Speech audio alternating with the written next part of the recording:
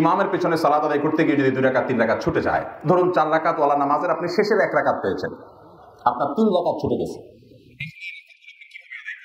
এখানে দুইটা দিক আছে, একটা হলো কিরাত পাঠ, আরেকটা হলো বৈঠক। এই বৈঠকে সূরা ফাতিহা সাথে সূরা মিলাবেন, এগুলো আপনি কিভাবে করবেন? সূরা ফাতিহার সাথে সূরা মিলাবেন কি মিলাবেন না, এবং বৈঠক কোন হিসাবে করবেন, এটার উত্তরে আমরা বলবো বৈঠকের বিষয়টা খুবই সহজ।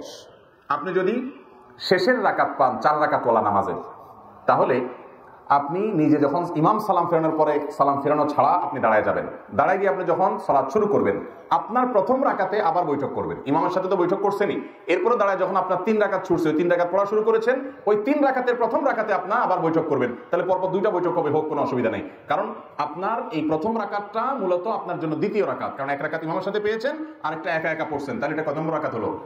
দ্বিতীয় রাকাতে বৈঠক করতে হয়, সেই হিসাবে আপনি এখানে বৈঠক করবেন। তাতে 2 বৈঠক হোক, সমস্যা নেই। প্রথম বৈঠকটা হলো ইমামের অনুকরণ করতে গিয়ে ইমাম যেহেতু বসছে, আপনি দাঁড়াতে পারেন না, সেজন্য বাধ্য হয়ে বসেছেন, এটা হলো আপনার মূল বৈঠক, যেটা আপনি একাকী আদায় করছেন। তাহলে বৈঠক কোথায় করবেন বুঝতে পেরেছেন তো? আর বাকি তৃতীয় রাকাতে, অর্থাৎ 1 রাকাত ইমামের সাথে পেলেন, নিজে একাকী 1 রাকাত পড়লেন, নিজে একাকী পরবর্তী রাকাতে আপনি তো বৈঠক করবেন না, কারণ 3 নম্বর রাকাত, আর শেষের রাকাতে বৈঠক করতেই হবে, কারণ সেটা 4র্থ রাকাত। মাগরিবের নামাজ যদি হয়, তাহলে এমনও হতে পারে যে 3 রাকাতে বৈঠক হতে পারে কি পারে না?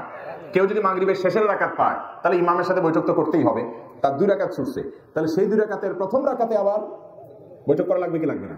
কেন লাগবে? কারণ সিরিয়ালে এটা কত? দ্বিতীয় হওয়ার কারণে বৈঠক করতে হবে। তাহলে একবার ইমামের সাথে বৈঠক করছে, ওইটাতে বৈঠক করার কথা ছিল না প্রথম রাকাত, কিন্তু যেহেতু ইমামের সাথে ছিল এই জন্য বৈঠক করতে হয়েছে। আবার নিজের প্রথম রাকাতে বৈঠক করছে, কারণ সিরিয়ালে দ্বিতীয়। আর শেষের রাকাত আর রাকাত আছে একটা ইমামের সাথে পাইছে, একটা নিজে নিজে বৈঠক করছে, আর একটা রাকাত আছে 3 রাকাত, তাহলে 3 নম্বর রাকাতে বসতেই হবে। তাহলে মাগরিবের 3 রাকাতে বৈঠক হতে পারে, এমনও সিস্টেম হতে। তাহলে বৈঠকের বিষয়টা ক্লিয়ার, ঠিক আছে?